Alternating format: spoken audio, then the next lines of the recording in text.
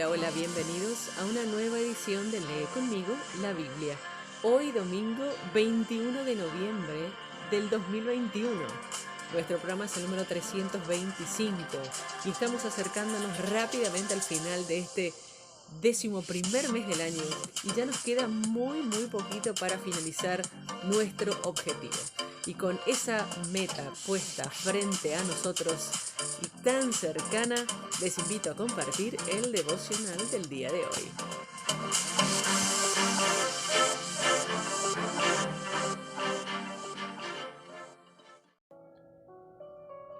Y nuestro devocional del día de hoy se titula ¿Cómo orar con poder? Recibí una llamada de un hombre que pertenecía a la iglesia y quería que alguien fuera a orar por su esposa, quien repentinamente había sido ingresada en un hospital para una operación. Casualmente, ese día, esta persona tenía una cita médica para una infiltración del hombro muy cerca de allí. Había sufrido de peartritis del hombro, o sea, hombro congelado, durante casi 2 años. Sin embargo, en esos 2 días previos a la cita, había literalmente sentido una mejoría repentina. Cuando se le explicó esto mismo al especialista, se quedó mirándolo y dijo, es un milagro. A lo cual pregunté, ¿los hombros congelados no mejoran de repente? Una y otra vez repitió, no, es un milagro. Allí estaba un médico secular tratando de persuadir a un pastor, más bien incrédulo, de que había sucedido algo especial y que solo podría explicarse por el poder sobrenatural de Dios. Ya saliendo para orar en el hospital, este pastor le dio gracias a Dios por alimentar su fe.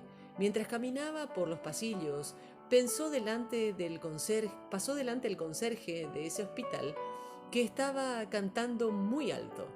Pon las manos sobre los enfermos y ellos sanarán. Le dije, eso es exactamente lo que voy a hacer. El Esta persona lo miró profundamente sorprendido y asombrado.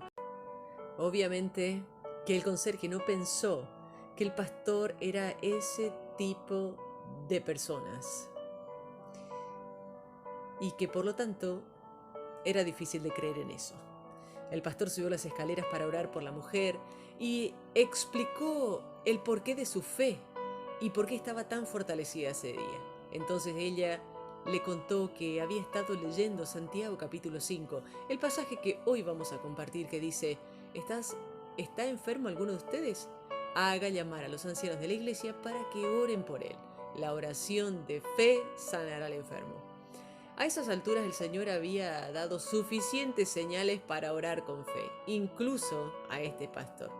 El Espíritu Santo vino sobre ella con gran poder. No solo la sanó inmediatamente, y que obviamente está mejor, sino que aquello le dio al pastor una comprensión mayor de la oración de fe. Watchman Nee escribe, nuestras oraciones constituyen la vía por la cual el poder de Dios puede venir. Su oración es irresistible como una poderosa locomotora, pero no puede llegar hasta donde nosotros sin rieles. Entonces, ¿cómo podemos orar con poder? El Salmo 130 nos dice, ora honestamente. ¿Alguna vez has tenido y has sentido como si estuvieras en las profundidades de la desesperación?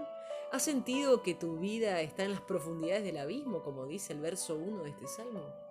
El salmista dice, a ti, Señor, elevo mi clamor desde las profundidades del abismo. Escucha, Señor, mi voz, estén atentos tus oídos a la voz mía suplicante. Tus oraciones y la misericordia de Dios son como dos baldes en un pozo. Cuando uno sube, el otro baja. Hay una desesperación sincera en esta oración. No trates de encubrir las dificultades de tu situación, más bien reconoce que dependes de Dios para buscar ayuda. Confía en la misericordia y el perdón de Dios.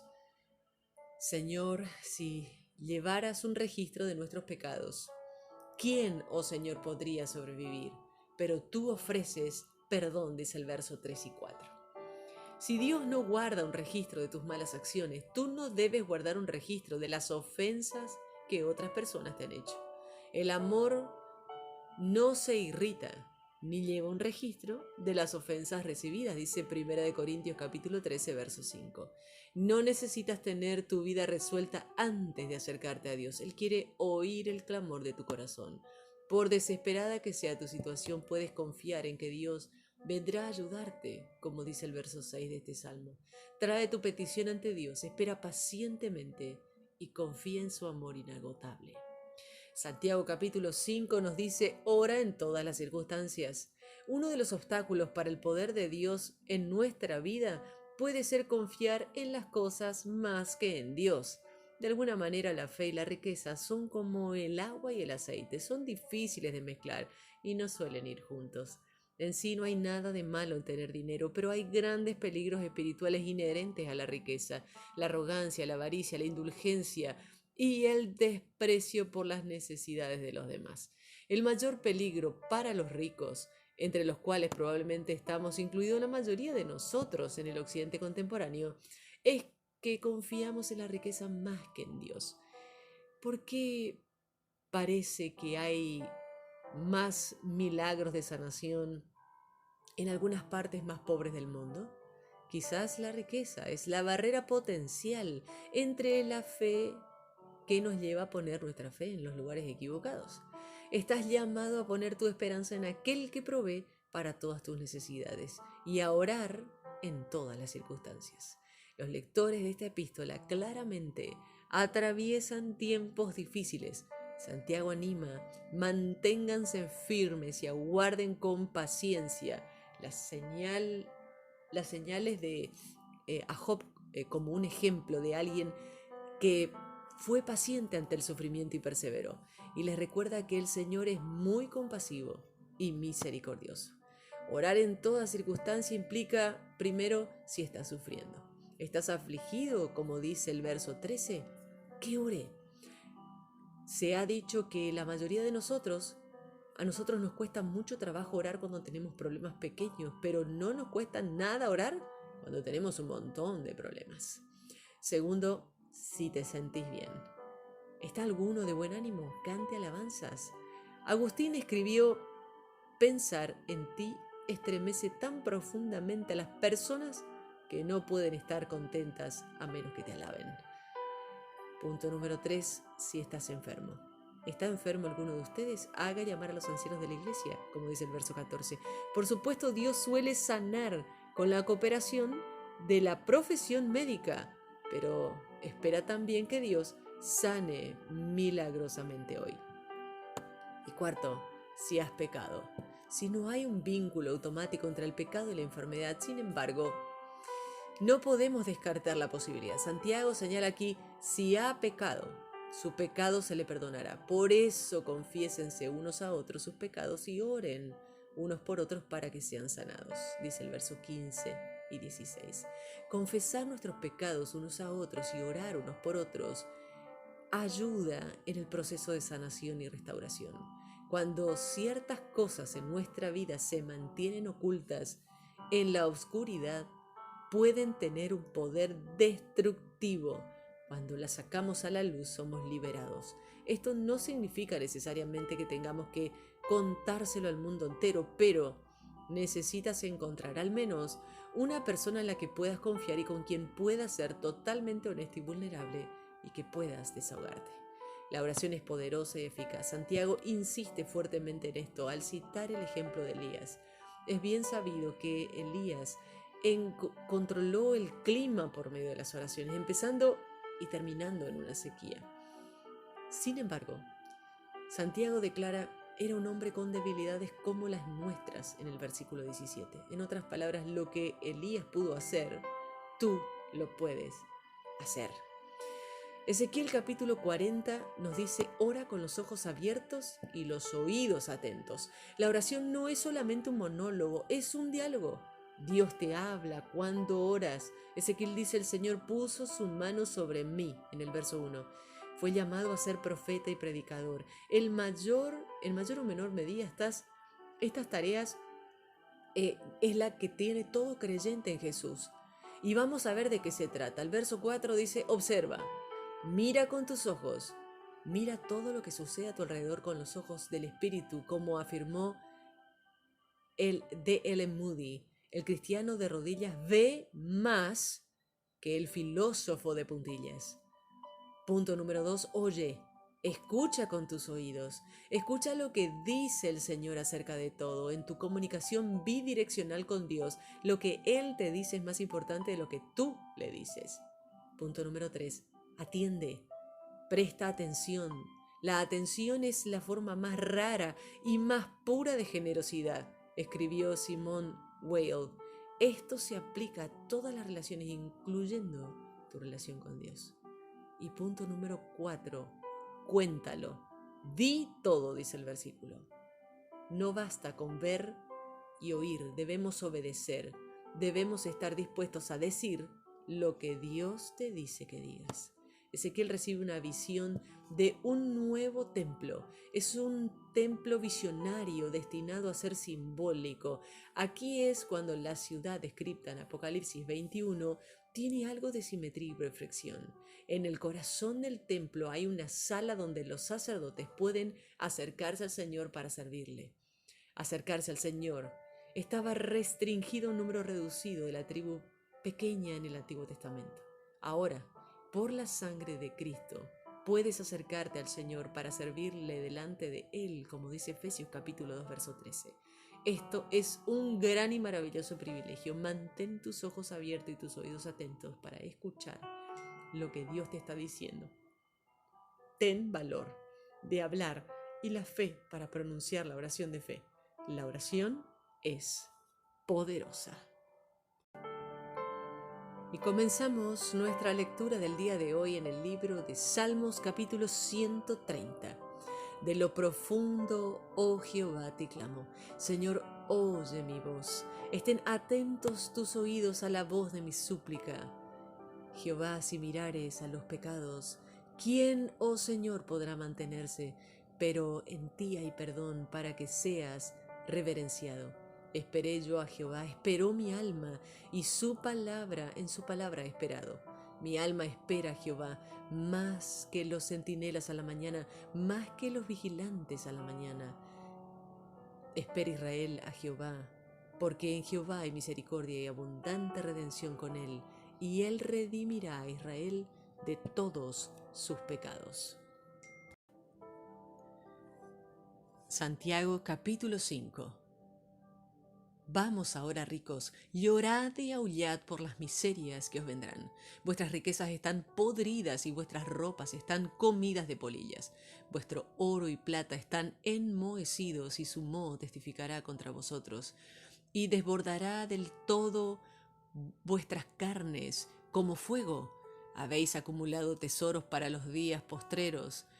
He aquí clama el jornal de los obreros que ha cosechado vuestras tierras, el cual por engaño no les ha sido pagado por vosotros, y los clamores de los que habían cegado han entrado en los oídos del Señor de los ejércitos. Habéis vivido en deleite sobre la tierra y sido disolutos, habéis engordado vuestros corazones como en día de matanza, y habéis condenado y dado muerte al justo, y él no os hace resistencia.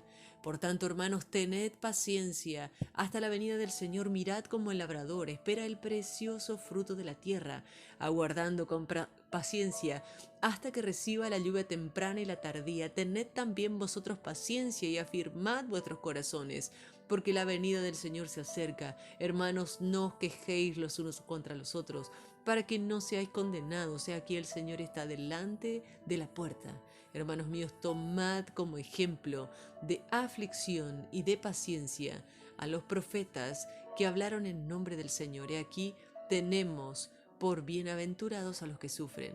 Habéis oído con paciencia la paciencia de Job, y habéis visto el fin del Señor, que el Señor es misericordioso y compasivo.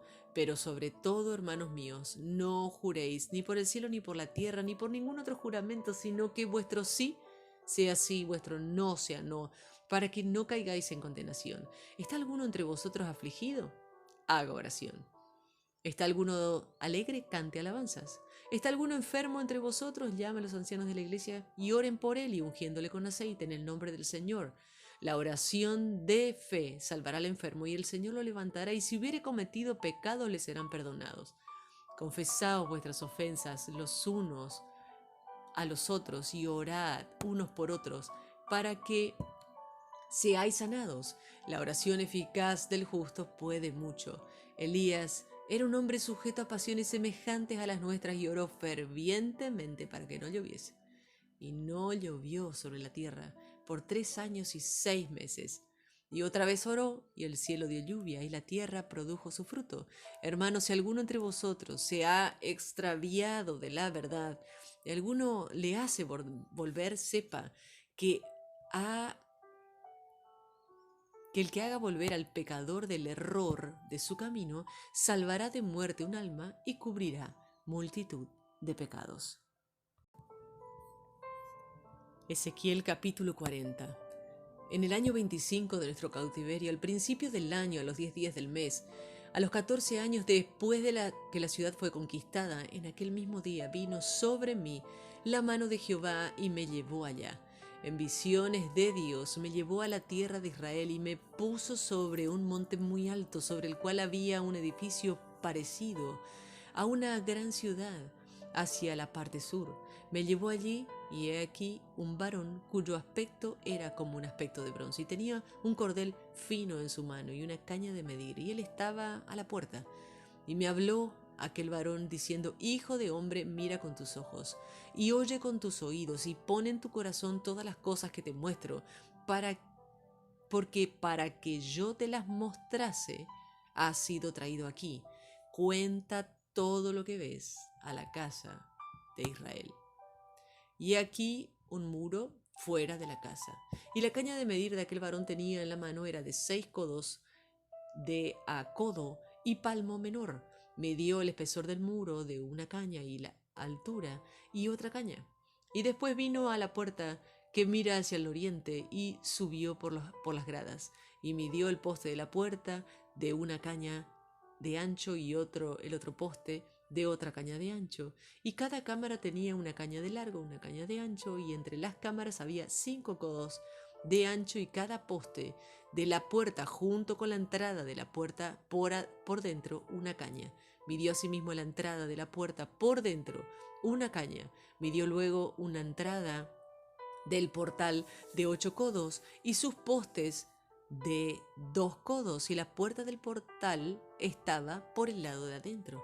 La puerta oriental tenía 3 cámaras a cada lado, las 3 de una medida, también de una medida por portales a cada lado. Midió el ancho de la entrada de la puerta de 10 codos y la longitud del portal de 13 codos. El espacio delante de la cámara era de 1 codo a un lado y de otro codo al otro lado, y cada cámara tenía 6 codos por un lado y 6 codos por el otro. Midió la puerta desde el techo de una cámara hasta el techo de la otra, 25 codos de ancho, puerta contra puerta, y midió los postes de 70 codos, cada poste del atrio y cada portal, todo en derredor. Y desde el frente de la puerta de la entrada hasta el frente de la entrada de la puerta interior, 50 codos. Y había ventanas estrechas en la cámara y en sus portales por dentro de la puerta alrededor, y asimismo en los corredores y las ventanas estaban alrededor por dentro, y cada poste había palmeras. Me llevó luego al atrio exterior y aquí había cámaras, y estaba enlosado todo en derredor, y tenía 30 cámaras había en derredor de aquel patio.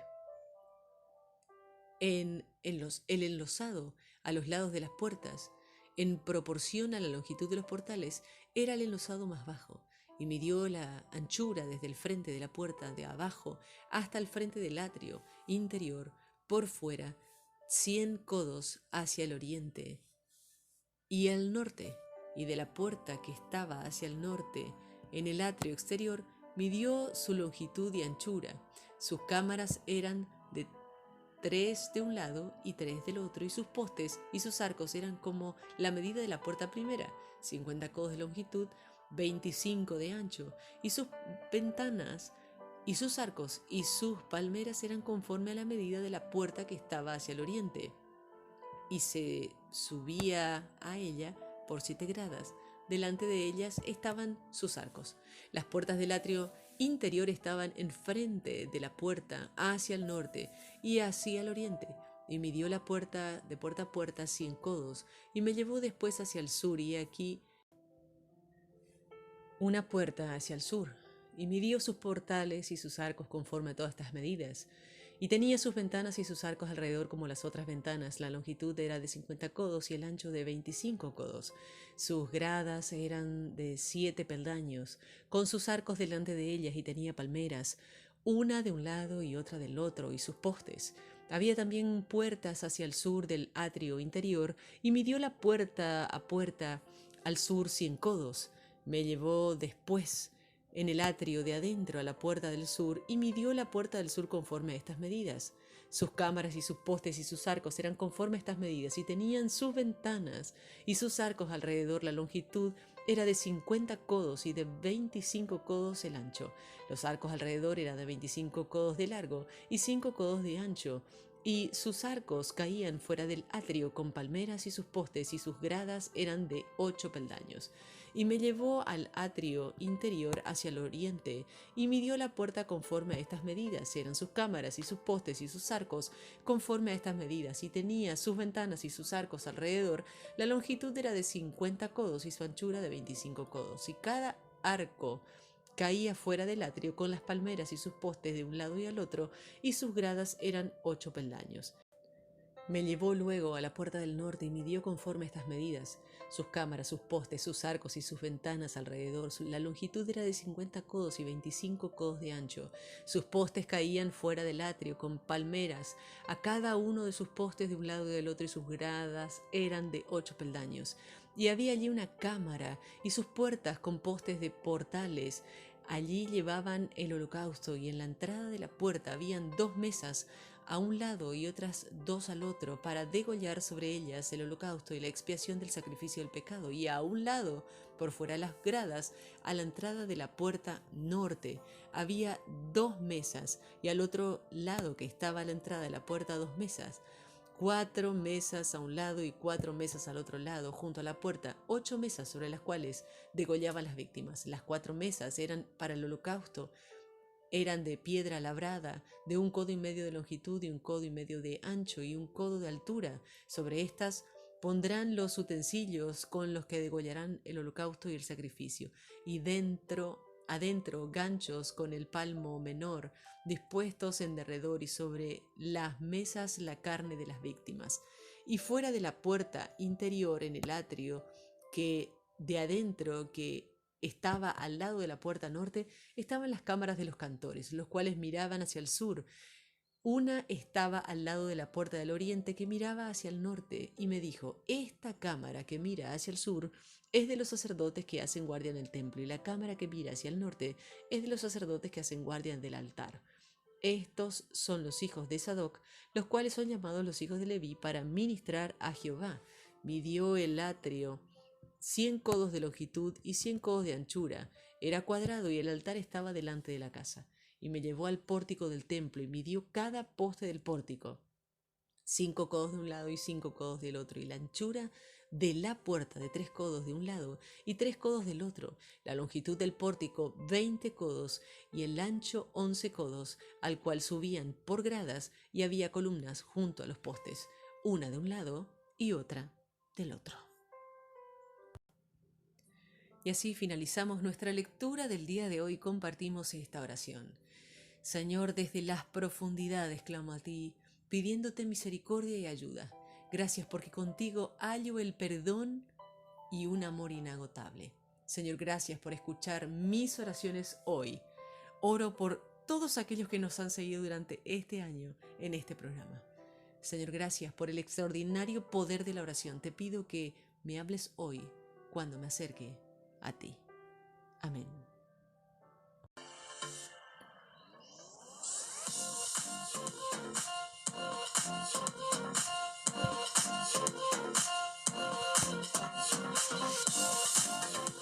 Final de nuestro programa del día de hoy, domingo 21 de noviembre del 2021, nuestro programa número 325. Gracias a todos por estar ahí junto a nosotros compartiendo este gran desafío del año 2021 que ha traído tantas cosas emocionantes en lo personal para mí y seguramente para ustedes también. Nos reencontramos mañana, si Dios quiere, en Lee conmigo la Biblia. Bendiciones.